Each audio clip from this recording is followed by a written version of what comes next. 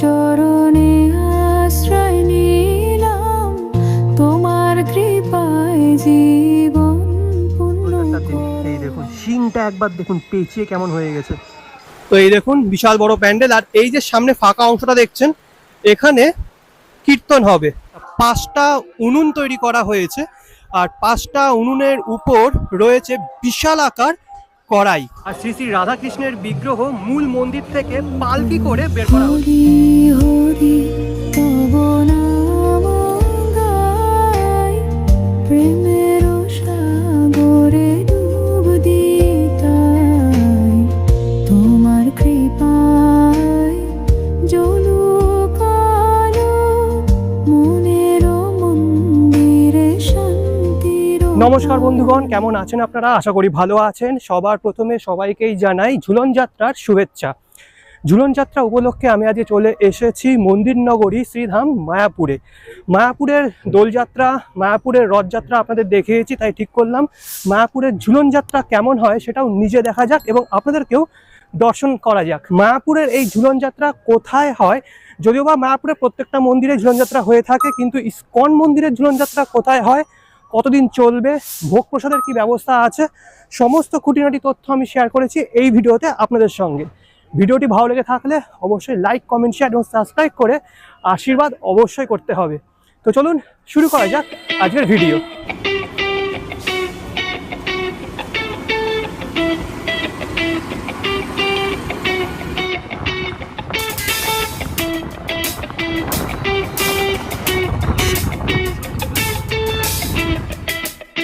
বর্তমানে আমি দাঁড়িয়ে আছি হুলোর ঘাটে ঠিক সামনে। যতবারই আমি মায়াপুর যাই, কৃষ্ণনগর আসি, সেখান থেকে অটো করে হুলোর ঘাট, এখান থেকে ঘাট পার হয়ে মায়াপুর। এখানে একটা বিষয় আপনাদের জানিয়ে দিই, অটোতে যখন উঠবেন তখন অটো দাদাকে বলে দেবেন যে আপনারা মায়াপুর ঘাট যাবেন নাকি নবদ্বীপ ঘাট, কারণ দুটো ঘাট কিন্তু আলাদা, আর নবদ্বীপ ঘাট থেকে মায়াপুর ঘাট অনেকটাই দূর। তো চলুন এবার টিকিটটা কাটা যাক। তো এই হলো স্বরূপগঞ্জ হুলোর ঘাট। তো টিকিটটা কেটে নিয়েছি, টিকিট মূল্য পার হেড 3 টাকা করে, আর সামনেই রয়েছে আমাদের ক্রুজ। চলুন। বাজারে বসতি করে, বাজারে বসতি করে, স্বরূপ রূপে মন মজাও, আনন্দ বাজারে চলে যাও, চলে যাও রে, আনন্দ বাজারে চলে যাও। বর্তমানে এসে উপস্থিত হয়েছি মন্দির নগরী শ্রীধাম মায়াপুরে। এবার ব্যাপারটা হলো কোথায় এই ঝুলন উৎসবটা হয়ে থাকে। এই ঝুলন উৎসব হয়ে থাকে প্রতি বছর নিত্যানন্দ কুটিরের পাশে। তো সেখানেই আমি যাব। কি করে যাবেন সেই গুগল ম্যাপের লোকেশন আমি ডেসক্রিপশন বক্সে দিয়ে দিয়েছি, সেটা ফলো করে চলে আসতে পারে। আশা করি মায়াপুরকে মন্দির নগরী কেন বলছি নতুন করে বলতে হবে না, কারণ এক একটা স্টেপ হাঁটবেন আর এক একটা বিশাল আকার মন্দির পেয়ে যাবেন। আর বলে রাখি, মায়াপুরের প্রায় সমস্ত মন্দিরেই ঝুলন উৎসব হয়ে থাকে, কারণ প্রত্যেকটা মন্দিরই বৈষ্ণব মন্দির। ঠিক আছে, তো চলুন এবার যাওয়া যাক নিত্যানন্দ কুটিরে। এই দেখুন, ঘাট থেকে আসতেই বাদিকে একটা মন্দির পড়লো, এরকম প্রচুর মন্দির পেয়ে যাবেন। তো ডান দিকে একটা মন্দির আছে, এখানেও কিন্তু ঝুলন উৎসব হচ্ছে, প্রত্যেকটা মন্দিরে হয়ে থাকে যেমনটা বললাম। আর এখানে একটা বিশাল বড় গেটও করা হয়েছে, 62তম আবির্ভাব মহোৎসব। তো চলুন, এখন হয়তো প্রায় সমস্ত মন্দিরই বন্ধ আছে, আর এই মন্দিরটির নাম হলো শ্রী গোপীনাথ গৌরীয় মঠ। তো চলুন ভিতরে প্রবেশ করি। এই মন্দিরটায় কিন্তু আমি দোলযাত্রার দিন এসেছিলাম, বিশাল বড় করে উৎসব হয় এখানে। তো এখন যেহেতু 1টা বাজে, তাই কিন্তু সমস্ত দোকানই, এই দোকান বলি সরি, খুব ভুল হয়ে গেল, প্রায় সমস্ত মন্দির এখন বন্ধ আছে। হরি হরি তব নাম গাই, প্রেমের সাগরে ডুব দিতাই, তোমার কৃপায় জলুক আলো, মনের মন্দিরে শান্তি। মায়াপুরের যত বৃহদাকার মন্দির আছে তার মধ্যে অন্যতম হলো এটি। ঠিক আছে, তো চলুন এখানে দেখা যাচ্ছে কিনা, মানে খোলা আছে কিনা একবার প্রবেশ করে দেখি। এই মন্দিরটাতেও কিন্তু আমি এসেছিলাম দোলযাত্রার দিন, খুব সুন্দর কারুকার্য করা।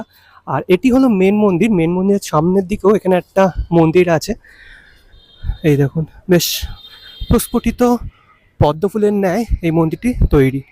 আমি যেহেতু 1টার সময় এসেছি তাই প্রায় বেশিরভাগ মানে সব মন্দিরই এখন বন্ধ। 4টের সময় কিন্তু সমস্ত মন্দির খুলবে। আর এই মন্দিরেও খুব সুন্দর করে ঝুলন যাত্রা সাজানো হয়েছে। তো এবার আমি যাব মেন জায়গায় যেখানে হচ্ছে ইসকনের ঝুলন যাত্রা হচ্ছে। চলুন।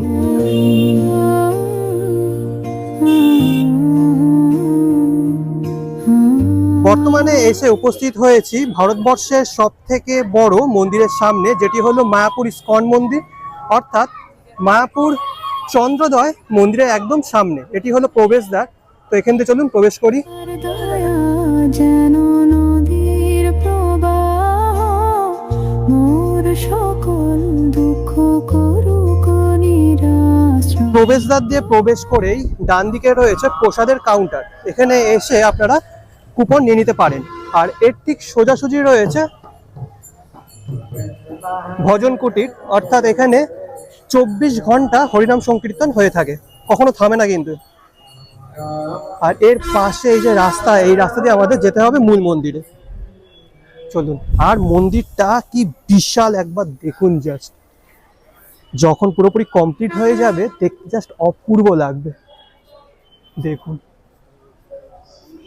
অপূর্ব কারুকার্য করা, আর বিভিন্ন দেশের পাথরও কিন্তু এখানে রয়েছে। তো চলুন এগিয়ে যাই। তো এটা হলো মন্দিরের পিছনের দিকটা, কি হিউজ দেখুন। তো মন্দিরের পিছনে দাঁড়িয়ে আছি, এখান থেকে দেখুন মন্দিরটা কি সুন্দর লাগছে। এর প্রত্যেকটা যে জানালা রয়েছে, জানালার উপর যে কারুকার্যগুলো অনেকটা রাজস্থানে সে প্রাসাদের যেমন কারুকার্য হয় সেই আদলে তৈরি। আর বেশ বড় কিন্তু, ঠিক আছে, ক্যামেরায় হয়তো আপনারা বুঝতে পারছেন কিনা জানি না, আশা করি আপনারা সকলে এতদিন দেখেছেন। তো চলুন, এর ঠিক পিছনের যে রাস্তাটা সোজা চলে গেল, এই রাস্তাটা আমাদের যেতে হবে। আর এটা হলো ইসকন নামহট্ট ভবন। চলুন। রাস্তার উপর কি সুন্দর রং করা হয়েছে, একবার দেখুন, দেখতে দারুণ লাগছে। এটি হলো মায়াপুর মূল মন্দির বা আদি মন্দির। এখান থেকেই ভগবানের বিগ্রহ বের করা হবে এবং নিত্যানন্দ কুটিরে ওখানে নিয়ে যাওয়া হবে, যেখানে ঝুলন যাত্রা হচ্ছে। এই দেখুন,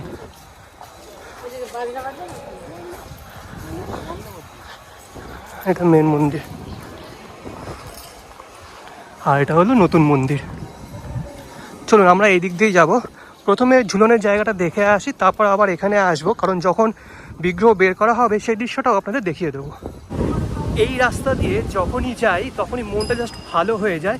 কেন, একবার পরিবেশটা দেখুন।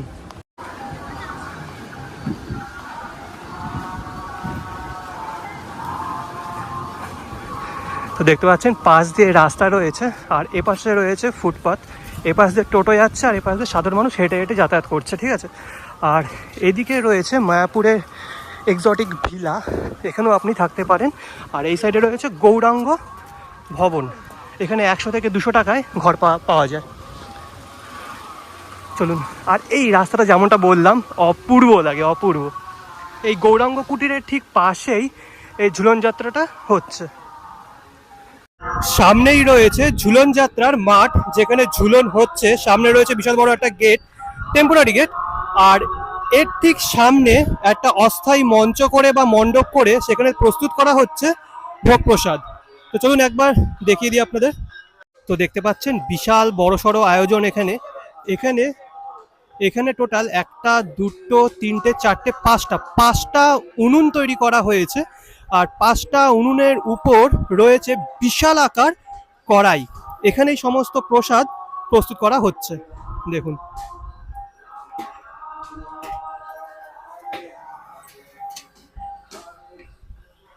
এখানে যে প্রসাদটা দেখলেন, এই প্রসাদ কিন্তু 23 তারিখ থেকে 28 তারিখ পর্যন্ত সমস্ত ভক্তদের মধ্যে বিনামূল্যে বিতরণ করা হবে। আর এই প্রসাদ বিতরণ করা হয় সন্ধ্যে 7টা থেকে। এই প্রসাদটা কিন্তু স্পেশালি এই ঝুলন যাত্রা উপলক্ষে বিতরণ করা হচ্ছে।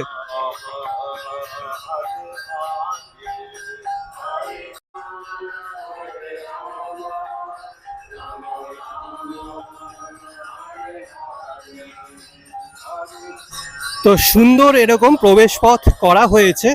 উপরে যে কারুকার্য দেখছেন, এখানে কিন্তু লাইট আছে, আর এই লাইটগুলো যখন জ্বালানো হয় দেখতে অপূর্ব লাগে। তো ভক্তদের যাতে কোনো রকম অসুবিধা না হয় সেজন্য এরকম ইট দিয়ে একটা রাস্তা করা হয়েছে, মাঝখান দিয়ে বাঁশ দিয়ে করা হয়েছে ব্যারিকেড। আর সামনেই রয়েছে মূল মণ্ডপ, যেখানে এই ঝুলন যাত্রা উৎসব উদযাপিত হচ্ছে। এই যে পাশেই রয়েছে নিত্যানন্দ কুটির, আর নিত্যানন্দ কুটিরের পাশে এই যে বড় মাঠ, এই মাঠে এই ঝুলন যাত্রা উদযাপিত হয়ে থাকে। এখানে ব্যারিকেড করা হয়েছে, এখান দিয়েই প্রভুরা প্রবেশ করবেন। আর এখানে দেখতে পাচ্ছি বিশাল বড় এরকম মাঠ রয়েছে, আর মাঠের মধ্যে হরিনাম সংকীর্তন হয়, কিন্তু এখানে আমি কোনো পুতুল টুতুল সাজানো দেখছি না, পরে হয়তো সাজানো হবে। উপরের দিকে রয়েছে অসংখ্য রকম লাইট, তার সাথে রয়েছে পাখা, আর একদম সামনে রয়েছে মূল মঞ্চ, যেখানে বিগ্রহ বসবে। তো এই দেখুন বিশাল বড় প্যান্ডেল, আর এই যে সামনে ফাঁকা অংশটা দেখছেন, এখানে কীর্তন হবে, আর ওই সাইডে ভোগ প্রসাদ বিতরণ করা হবে, এই যে এই সাইডে।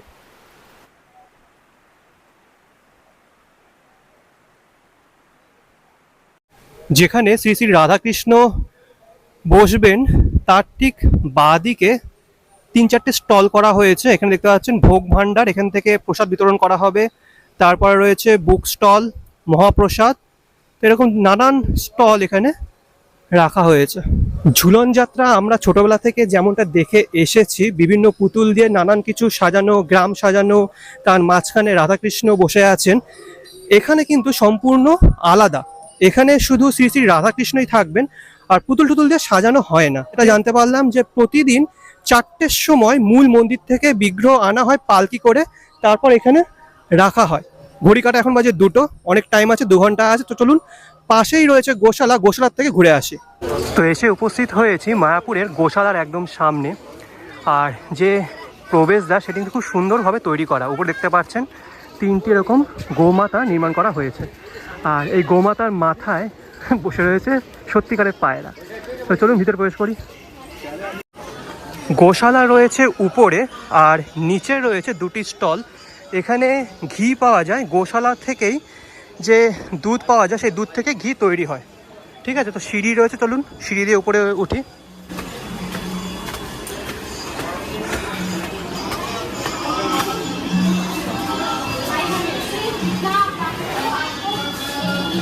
তো এখানে যে গরুগুলো দেখছেন সেগুলো কিন্তু ছোট আকারে, আসল গোমাতা রয়েছে ওই সাইডটায়।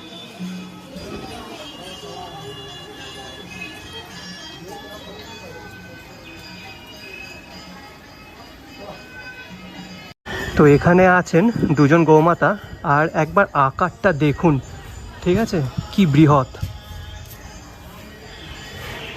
খাবার খাচ্ছে এখন, দেখুন উঠে দাঁড়িয়ে রয়েছে,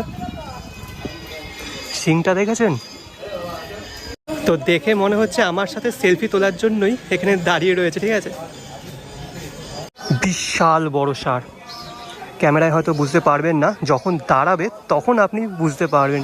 এই দেখুন, আর ইনার মুখটাও কিন্তু একদম অন্য রকম, দেখুন আরাম করছে বসে বসে, আর মুখে জাবর কাটছে আমাদের নন্দী মহারাজ। শিংটা একবার দেখুন।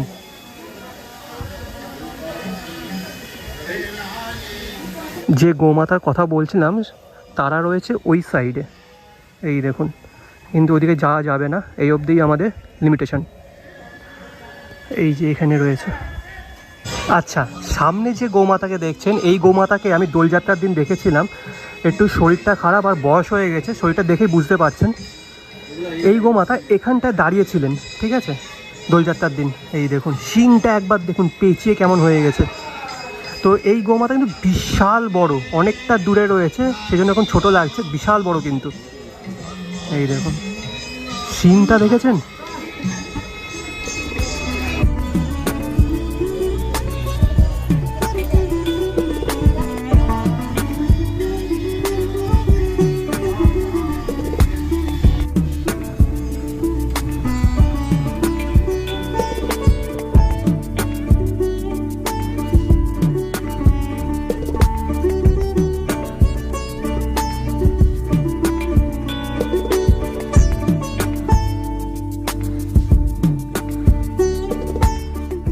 ঘড়ির কাঁটায় এখন বাজে বিকেল 4:45, আর শ্রী শ্রী রাধাকৃষ্ণের বিগ্রহ মূল মন্দির থেকে পালকি করে বের করা হচ্ছে। শ্রী শ্রী রাধাকৃষ্ণের বিগ্রহ এখনই বেরোবে। সবার প্রথমে রয়েছে কিছু প্রভু যারা বাদ্যযন্ত্র বাজাচ্ছেন।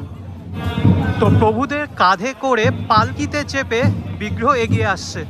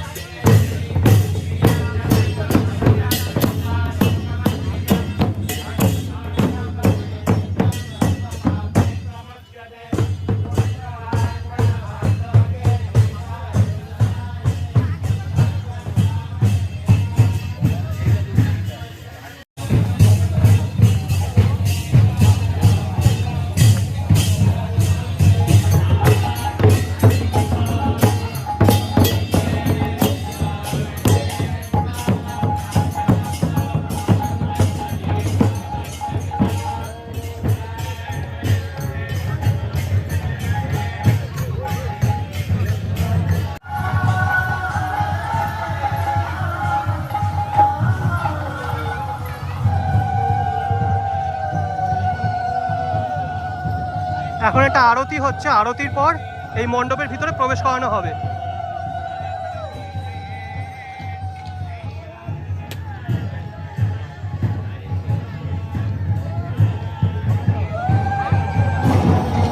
তো ধুনোর ধোঁয়ায় পুরো আবছা হয়ে গেছে পুরো মণ্ডপ।